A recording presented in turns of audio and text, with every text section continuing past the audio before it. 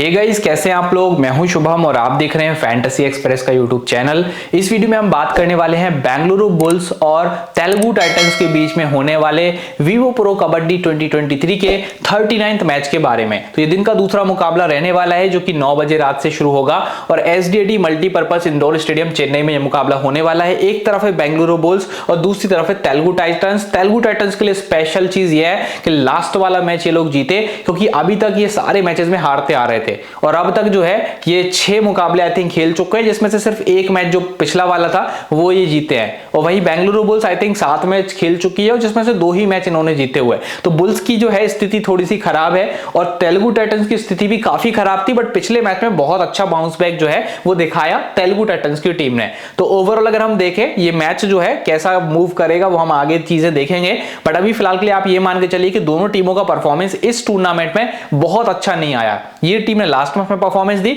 और ये टीम अभी भी जो है स्ट्रगल कर रही है। 7 में से 2 मैच क्या होते हैं, ठीक है। तो यहां पे आप देख सकते हैं, सबसे पहले तो आपको बता दूं कि जो फाइनल अपडेट्स होंगे टीम के वो आपको मिलेंगे हमारे कबड्डी एक्सप्रेस के टेलीग्राम चैनल पे, जिसका लिंक आपको कमेंट सेक्शन में दिया हुआ है। सबसे ऊपर मेरा कमेंट है जिसमें एक लिंक है टेलीग्राम का, उस पर क्लिक करेंगे तो इस चैनल से जुड़ पाएंगे। यहां पे सारी अपडेट्स मिलती हैं, सब्स्टिट्यूट लेट स्टार्टिंग 7 की लिस्ट और जो भी कुछ होता है सब हम आपको टेलीग्राम पे दे देते हैं। एक और तरीका है टेलीग्राम पे हमें ज्वाइन करने का, चैनल सेक्शन में जाके कबड्डी एक्सप्रेस को सर्च कर लो। ये same to same user name @ लगा के सर्च कर लोगे तो चैनल मिल जाएगा, या फिर कमेंट सेक्शन में जो लिंक है सबसे ऊपर उस पर क्लिक करके भी ज्वाइन कर सकते हो। 2 ही तरीके हैं। और इसके अलावा उसके जस्ट नीचे टेलीग्राम के लिंक के जस्ट नीचे एक और लिंक है विजन 11 का, जहां पे अगर आप साइन अप करेंगे रेफर कोड FX लगा के तो 500 रुपए का बोनस प्लस 10-20 हजार के रोज कबड्डी में गिव अवेज चल रहे हैं, प्लस आपको 1 करोड़ का लीडर बोर्ड गिव अवे मिल रहा है। लीडर बोर्ड में कॉन्टेस्ट खेलिए और 1 करोड़ के प्राइजेस इस वीवो प्रो कबड्डी में इंडियन कबड्डी लीग के नाम से आप देखिए विजन 11 जो है वो प्रोवाइड कर रही है। 1 करोड़ का गिव अवे टोटल करा हुआ है कबड्डी यूजर्स के लिए। तो फटाफट जाइए, साइन अप कीजिए, रेफर कोड FX लगाइए,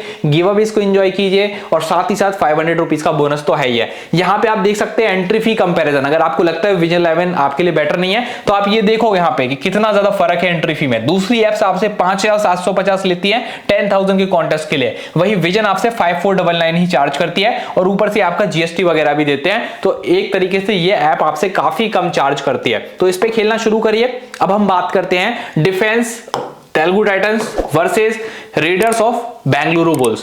तो रेडर्स ऑफ बेंगलुरु बुल्स अगर हम बात करें रीडिंग डिपार्टमेंट बेंगलुरु बुल्स का, तो 70% of the rates 70% of the rates जो है वो आपको लेफ्ट साइड से दिखेंगी। उसका एक बड़ा रीजन रहता है कि या तो विकास कंडोला लेफ्ट से खेलते ही हैं, वो लेफ्ट से ही खेलते हैं, या तो प्लेइंग 11 में रहेंगे, प्लेइंग 7 में रहेंगे, या फिर सुशील प्लेइंग 7 में रहेंगे। सुशील के चांसेस कम है, विकास कंडोला मोस्टली आपको टीम में खेलते दिखेंगे स्टार्टिंग 7 में, और ये मोस्ट ऑफ द टाइम जो है वो खेलते देखते हैं। और लेफ्ट से रेडिंग अकेले करेंगे तो यहां से एक रेशो बढ़ाते हैं लेफ्ट रेडिंग का, और भरत लेफ्ट राइट दोनों से रेडिंग कर सकते हैं, नीरज नरवाल भी लेफ्ट और राइट दोनों से रेडिंग कर सकते हैं। तो ये तो कैंसिल आउट हो जाता है और बचता है फिर विकास कंडोला का लेफ्ट रेडिंग, तो वो थोड़ी सी भारी पड़ती है। लेफ्ट साइड थोड़ा सा ज्यादा रेडिंग यहाँ पे देखने को हमें मिलती है, और राइट साइड से कभी कभार अभिषेक सिंह जो है वो सब्स्टिट्यूट में आ जाते हैं रेडिंग करने। तो टोटल रेडिंग का अगर हम परसेंटेज देखें राइट से तो वो लगभग 30 के आसपास है। तो 30% ऑफ द रेट्स आप जो है वो इस साइड राइट साइड से देखेंगे बुल्स की, और लेफ्ट से बुल्स की 70% ऑफ द रेट आप देखेंगे। यानी ये वाला जोन जो है वो क्राउडेड ज्यादा रहेगा, ये ओवर क्राउडेड रहेगा। और इस वाले जोन में ये वाले रेडर्स जो है जैसे कि भरत नीरज लेफ्ट राइट दोनों से जा सकते हैं, तो भरत आपको इस सेक्शन में भी रेडिंग करते दिखेंगे। उनके साथ साथ आपको नीरज भी इस सेक्शन में थोड़ा बहुत मूवमेंट करते दिखेंगे। उसके बाद आपको सुशील जो कि प्रॉपर इसी सेक्शन में रेडिंग करते हैं लेफ्ट साइड में, और विकास कंडोला जो कि लेफ्ट साइड में ही रेडिंग करते हैं। तो ये इतने सारे रेडर्स जो हैं वो इस साइड मूवमेंट करेंगे। भरत और नीरज इस साइड भी मूवमेंट करते हैं, बट सुशील और विकास कंडोला सिर्फ लेफ्ट में मूवमेंट करते हैं। तो ये जोन जो है वो ओवर क्राउडेड होना चाहिए। अब सबसे पहले यहां पे आएंगे मोहित राठी और प्रफुल्ल दवारे, ठीक है। इन दोनों की आपको फर्स्ट चेन देखने को मिलेगी, और इसमें जो डिफेंस का जो प्लेयर है मोहित राठी वो यहां पे अटैक करेगा इन रेडर्स पे। पिछले मैच में प्रफुल्ल ने एक ट्राई किया था, बहुत खराब ट्राई किया था और उनको वो नहीं करना चाहिए था। ये रेडिंग अच्छी कर रहे थे, ये अपनी टीम के लेफ्ट रेडर हैं और अच्छी रेडिंग करके पिछले मैच में गए, डाइस वाइज मारी थी और कई जंप्स वगैरह लगाए थे, तो अच्छे फॉर्म में है, इनको डिफेंस में आना नहीं चाहिए। फर्स्ट चेंज जो रहेगी मोहित राठी और प्रफुल्ल दवारे की रहेगी, जिसमें मोहित राठी के पास काफी मौका रहेगा इस मैच में इन रेडर्स को पकड़ने का, या फिर हो सकता है वो आउट भी हो जाए, बट मौके काफी मिलेंगे उनको, अटेम्प्ट्स करने को काफी मिलेंगे। उसके बाद जो है यहाँ पे आपको पवन शेरावत दिखेंगे, सोलो रेडर, जो कि डिफेंस में विदाउट चेन खेलेंगे।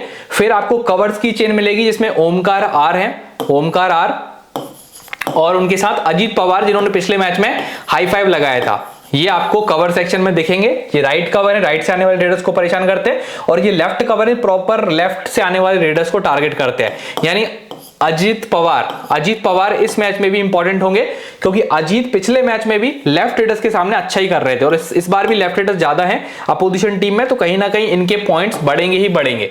तो इनको आप इस मैच में ड्रॉप मत करना, क्योंकि पिछले मैच में फॉर्म भी पकड़ लिया और इस मैच में अटेम्प्ट्स भी ज्यादा लेंगे। ऐसे ही मोहित राठी भी यहां से अच्छे खासे अटेम्प्ट लेके जाने वाले हैं, तो इनका भी थोड़ा सा ध्यान रखना। एक ये कॉर्नर और एक ये कवर, ठीक है।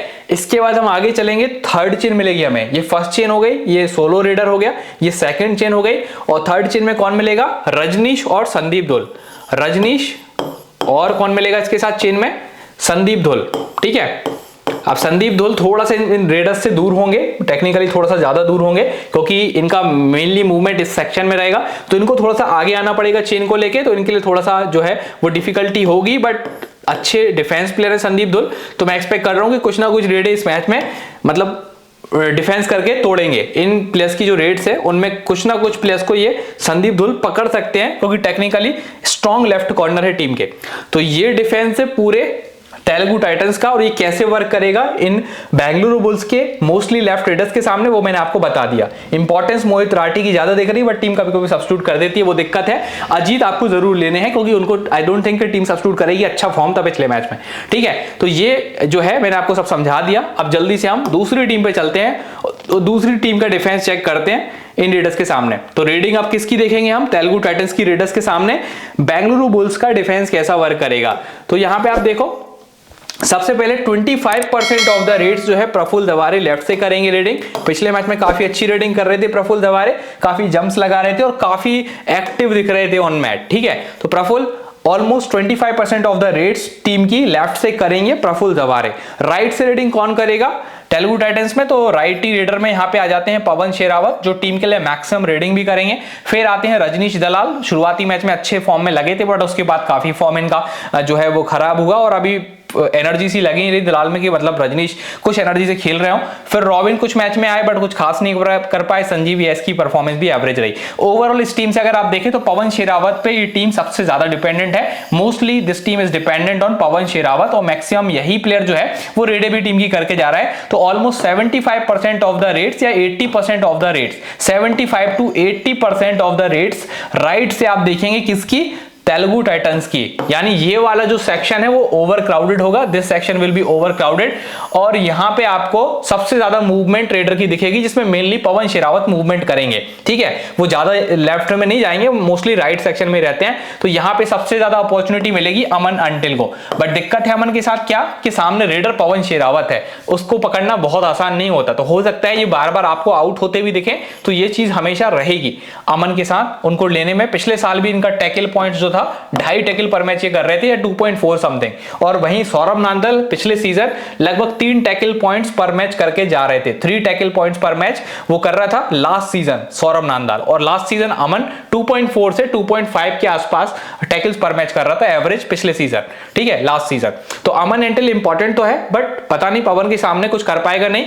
रजनीश दलाल को हो सकता है पकड़ भी ले अमन, रॉबिन को भी परेशान करे, संजीव को भी, बट पवन शेरावत को पकड़ना इतना आसान नहीं है, ठीक है। तो मान के चलते हैं यहाँ पे ये पवन रेडिंग कर रहे हैं। सबसे पहले मैंने नाम लिख दिया पवन का, क्योंकि राइट में वही मैक्सिमम रेडिंग करते हैं। फिर रजनीश थोड़ी बहुत रेडिंग कर सकते हैं। उसके बाद रॉबिन हो गए, ये थोड़ी बहुत रेडिंग करेंगे राइट से। और उसके बाद हो गए संजीवी एस, तो ये यहाँ पे राइट से रेडिंग करेंगे। इतने सारे राइट रेडर हैं और 75% ऑफ द रेट ये लोग एग्जीक्यूट करेंगे। तो ये सेक्शन पूरे मैच में ओवर क्राउडेड रहेगा और यहीं पे ज्यादा मूवमेंट आपको देखने को मिलेगी। सबसे पहली चेन आएगी अमन की और नीरज नरवाल की। नीरज नरवाल भी है, थोड़े से डिफेंस में एक्टिव रहते हैं, तो ये चेंज जब आएगी ना तो हो सकता है कि कभी कभी ये भी अटैक कर दें नीरज, बट वो अटैक बेटर नहीं होगा। अमन का अटैक ज्यादा बेटर होगा, क्योंकि विद एंगल आएगा और इन प्लेयर्स को इस तरीके से पकड़ने की कोशिश करेंगे तो भाग नहीं पाएंगे। तो अमन जो है इनको पकड़ने की कोशिश करेंगे, बट मुझे दिक्कत ये लग रही है कि पवन अगर चल गए तो हो सकता है अमन का पत्ता कट जाए। तो ये भी हो सकता है पवन अगर पकड़े गए तो अमन के टैकल पॉइंट्स बढ़ जाए, बट पवन बहुत ही रेप्यूटेड प्लेयर है और इतना आसान उनको पकड़ना होता नहीं। मैं आपको पहले ही बता चुका हूं। फिर आएंगे विकास कंडोला, जो कोई आपको सोलो प्लेयर दिखेंगे, विदाउट चेन दिखेंगे। ये फर्स्ट चेन हो गई, ये सोलो डिफेंस हो गया, विकास कंडोला यहाँ पे रहेंगे। और फिर कवर्स की जोड़ी देखेगी आपको, रोहित कुमार पिछले मैच में अच्छा खेल रहे थे, रोहित कुमार नांदाल 5 के आसपास इन्होंने टैकल्स करे थे, हाई 5 लगाया था पिछले मैच में। इस मैच में क्या करेंगे वो देखना होगा। कवर्स में आपको रोहित कुमार और सुरजीत सिंह, ये जोड़ी आपको दिखेगी, सेकंड चेन दिखेगी, जिसमें सुरजीत सिंह के पास काफी मौके होंगे इन प्लेयर्स को पकड़ने के, डैश आउट वगैरह करेंगे, क्योंकि ये राइट कवर है और राइट कवर राइट रेडर्स के सामने थोड़ा सा इफेक्टिव होता है। और लास्ट चेन आपको दिखेगी भरत की और सौरभ नांदाल की। भरत और सौरभ नांदाल लास्ट चेन में आपको दिखेंगे, ये थर्ड चेन होगी टीम की। और इस थर्ड चेन में सौरभ नांदाल जो है उनको थोड़ा सा एडवांस टैकल करना पड़ेगा, थोड़ा सा आगे आके, ठीक है। तो उनके लिए थोड़ा सा हार्ड होगा, बट वो कर सकते हैं। मुझे लगता है अमन से तो बेटर परफॉर्मेंस दे सकते हैं वो सौरभ नांदाल, ठीक है। तो उनको आप अंडरस्टिमेट मत करना, और आप इसलिए उनको भी स्टार मार्क कर लीजिए। One of the best corner है इस टीम के, और बल्कि पिछले सीजन सबसे अच्छा टैकल पॉइंट जो है वो यही दे रहे थे, 3 टैकल पॉइंट पर मैच, ठीक है। तो आप समझ गए कि राइट रेटिंग ज्यादा है तेलुगु की, और उसके हिसाब से आपको अमन पे ध्यान देना है, सुरजीत पे ध्यान देना है, और इवन सौरभ पे भी ध्यान देना है, ठीक है। तो ये हो गई बात टीमों की। मैंने दोनों टीमों के आपको डिफेंस वगैरह समझा दिया कैसा क्या होने वाला है। अब हम आगे चलते हैं और बात करते हैं टीम की।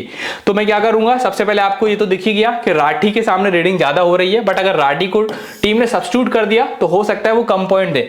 राठी को आपको लेना इसलिए है क्योंकि इनके सामने रेटिंग ज्यादा है, लेफ्ट से रेटिंग जो है वो ज्यादा है। भरत भी लेफ्ट राइट जाते हैं, नीरज लेफ्ट राइट दोनों जाते हैं, विकास कंडोला पूरा लेफ्ट ही लेफ्ट खेलते हैं। तो राठी के पास बहुत मौके होंगे उनको पकड़ने के लिए, इसलिए मैंने मोहित राठी को टीम में ले लिया। फिर मैंने संदीप धुल को भी टीम में जगह दे दी, अच्छे प्लेयर है और मैं इनको छोड़ना नहीं चाहता। फिर मैंने दोनों कॉर्नर्स को, जो कि अगर आप देखें बुल्स के जो स्ट्रॉन्ग कॉर्नर है, खास करके सौरभ नांदाल, उनको मैंने टीम में लिया, बट अमन की साइड रेटिंग थोड़ी ज्यादा है, इसलिए अमन को भी मैं इग्नोर नहीं कर रहा हूं, उनको भी मैंने टीम में शामिल किया है। और आपने देखा कि जो लेफ्ट सेक्शन है वहां से रेटिंग ज्यादा है किसकी, बेंगलुरु बुल्स की लेफ्ट रेटिंग ज्यादा है। तो लेफ्ट रेटिंग पे सबसे पहले तो आपको ये राइट कॉर्नर लेना है, क्योंकि सबसे पहले लेफ्ट रेडर्स के सामने ये राइट कॉर्नर पड़ेगा। और ये लेफ्ट कवर अजीत पवार, ये भी आपको टीम में पिक करना है, क्योंकि पिछले मैच में भी अच्छा खेला था और 5 इसने टैकल्स करे थे पिछले मैच में, अच्छा खेल रहा था। उस मैच में भी आपने देखा था कि लेफ्ट से रेटिंग ज्यादा हो रही थी, और इस मैच में भी लेफ्ट से रेटिंग ज्यादा होगी। तो मुझे लगता है अजीत पवार आपके लिए वर्क कर सकते हैं। फिर मैंने यहाँ पे पवन शेरावत को अपना कैप्टन बनाया। कैसी भी टीम में आप इनको रखेंगे, बट परफॉर्मेंस तो रेडर का अगर आप देखें तो बेस्ट है, क्योंकि आपको पता है इंडियन टीम में खेलते हैं, इंडियन टीम में कोई प्लेयर खेल रहा है तो वो कोई छोटा मोटा प्लेयर तो होता नहीं है। पवन शेरावत आपको जरूर लेना है, पिछला सीजन नहीं खेल पाए थे इंजरी की वजह से, बट इस सीजन 2.6 करोड़ के आसपास में तो बिके ही है। सो आप समझ सकते हैं इसकी वैल्यू कितनी होगी। पवन शेरावत ही कैप्टन करिए, ज्यादा बेटर होगा। वाइस कप्तानी में मैं कंफ्यूज हूं, मैंने भरत को किया है वाइस कप्तान, और नॉर्मली भरत बहुत अच्छा खेलते हैं, बट पिछले 1-2 मैच से थोड़ी सी फॉर्म इनकी डाउन हुई है, तो क्या इस मैच में वो इंपैक्ट होगा वो देखना पड़ेगा। भरत ऑन एन एवरेज अगर आप देखें तो 10-11 सक्सेसफुल रेड पर मैच करते ही हैं, सो उस हिसाब से मैंने इनको टीम में लिया, बट पिछले 1-2 मैच से फॉर्म डाउन हुई है भरत की, ये भी सच है। तो अगर आपको यहां से किसी को कैप्टन वाइस कैप्टन करना हो तो देखो मेरे हिसाब से पवन को तो कैप्टन कर ही दो। अगर ग्रैंड लीग खेल रहे हो तो वाइस कप्तानी में आप अजीत पवार को रख सकते हो, राठी को ट्राई कर सकते हो, अमन के सामने रेटिंग ज्यादा होगी उनको भी कर सकते हो। तो इस टाइप से आपको सिलेक्शन करना होगा। मैंने बोर्ड पे आपको मैट पे सब कुछ बताया, अगर आपने वीडियो पूरा देखा है तो आप ग्रैंड लीग में डिफरेंट प्लेयर्स को ट्राई कर सकते हैं। अभी फिलहाल के लिए आप कैप्टन करिए पवन शेरावत को, वाइस कैप्टन मैंने भरत को किया है, आप चाहें तो किसी और को भी कर सकते हैं, बट लॉन्ग टर्म में भरत बहुत पॉइंट देते हैं, इसलिए मैंने उनको वाइस कप्तान करा है। आप चाहें तो पिछले सीजन का परफॉर्मेंस भी उनका उठा के देख लेना, और इस सीजन की शुरुआत के मैच भी उठा के देख लेना। भरत अपनी टीम का लीड रेडर है, इसलिए वाइस कप्तान है, और वैसे पवन अपनी टीम का लीड रेडर है, इसलिए कप्तान है। ठीक है, आप इसको वाइस कप्तान कर सकते हैं, मैंने किया हुआ है, आपकी मर्जी, आप करें अथवा ना करें। तो ये मेरी टीम है, इसमें कोई चेंज बदलाव करूंगा तो आपको कमेंट सेक्शन में जो एक टेलीग्राम का लिंक दिया हुआ है उस लिंक पे क्लिक करके ज्वाइन करो टेलीग्राम को, वहां पे बता दूंगा। तो टेलीग्राम चैनल से जुड़ना बहुत जरूरी है, कमेंट सेक्शन में लिंक दिया है, सबसे टॉप पे ही पिन किया हुआ है कमेंट सेक्शन में, मेरा ही कमेंट है, क्लिक करके फटाफट ज्वाइन कर लो। ये वीडियो अगर थोड़ा भी अच्छा लगा है तो प्लीज एक लाइक, शेयर और सब्सक्राइब जरूर कीजिएगा। मिलते हैं नेक्स्ट वीडियो में, तब तक के लिए बाय बाय।